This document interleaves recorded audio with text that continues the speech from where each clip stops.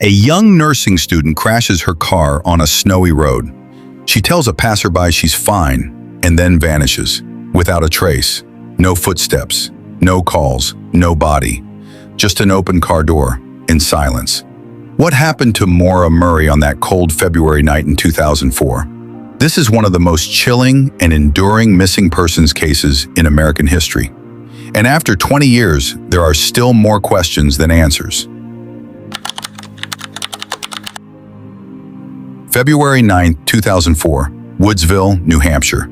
A remote, snowy stretch of Route 112 known as Wild Amanuensis Road. Around 7:27 p.m., a black 1996 Saturn sedan crashes into a snowbank. A nearby resident hears the impact and calls police. Another neighbor speaks briefly with the driver, a young woman. She says she's fine, refuses help, and stands by the car, waiting. By the time police arrive just 10 minutes later, she's gone. Her name is Maura Murray, 21 years old, a promising student with a complicated past and a vanishing that's become an internet obsession. The question is, did Maura run, or did someone make her disappear? Maura was a high-achieving young woman, a former West Point cadet, a star athlete.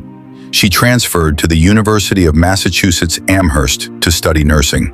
On the surface, everything seemed fine, but in the days leading up to her disappearance, things started unraveling. She crashed her dad's car just 2 days before she vanished.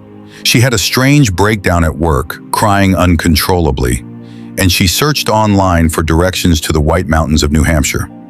Then, on the morning of February 9th, she emailed her professors, said there was a death in the family. There wasn't. She packed up her dorm room, withdrew $280 from an ATM, bought alcohol, and drove off campus. By that evening, she was 100 miles north and heading into darkness.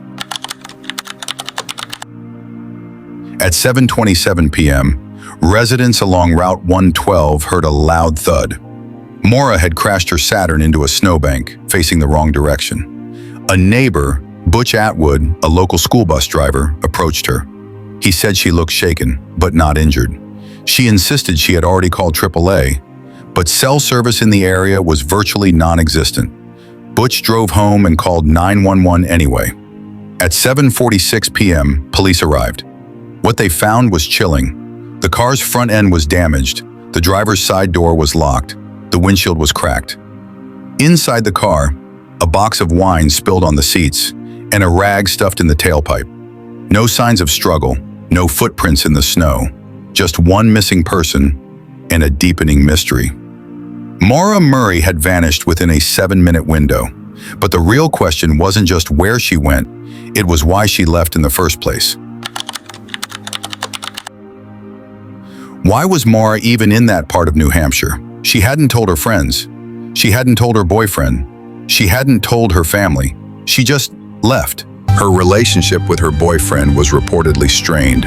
She might have been struggling with mental health issues, but nothing concrete explained why she chose that road, why she told no one, and why she packed as if she was planning a getaway.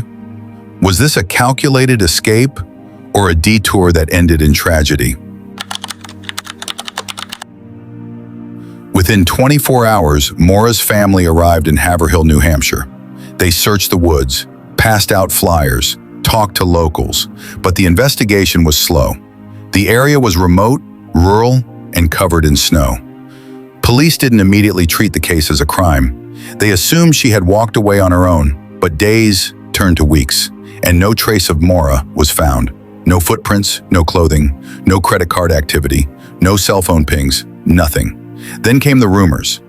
A police officer who lived nearby, strange online tipsters, talk of a tandem driver following her, and a mysterious voicemail left on her boyfriend's phone. Heavy breathing, no voice.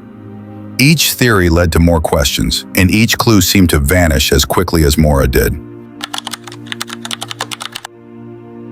To understand the disappearance, we have to look at Maura's mindset. Friends and family described her as bright but under pressure. She was juggling nursing school, a long-distance relationship, and recent legal trouble. There were signs of distress, She had Googled alcohol-related injuries and mountain lodging the day she left. She had packed personal items, textbooks, and printed directions. She may have written a note to her boyfriend, though it was never publicly released. Some believe she was planning a temporary break. Others believe it was a permanent escape. There's also a darker possibility that Maura planned nothing and that her disappearance was the result of a crime of opportunity. She may have gotten into a stranger's car, or accepted help from the wrong person, or collapsed in the wilderness, lost forever. Was Maura running towards something, or away from everything? In the 2 decades since Maura vanished, the case has become one of the most talked about disappearances on the internet. Thousands of Reddit threads, podcasts, documentaries, armchair investigators, but official progress still limited. In 2021, ground-penetrating radar was used at a nearby home after a tip suggested possible human remains. Nothing was found. The FBI now lists Maura as a missing person and has a cold case file open. Her family continues to push for answers. Her sister Julie has become the public face of the search. But as years pass, so do witnesses, memories, and evidence. And yet, people still believe this case can be solved. Here are the leading theories. 1. Voluntary disappearance. Some believe Maura wanted to start over, new identity, new life.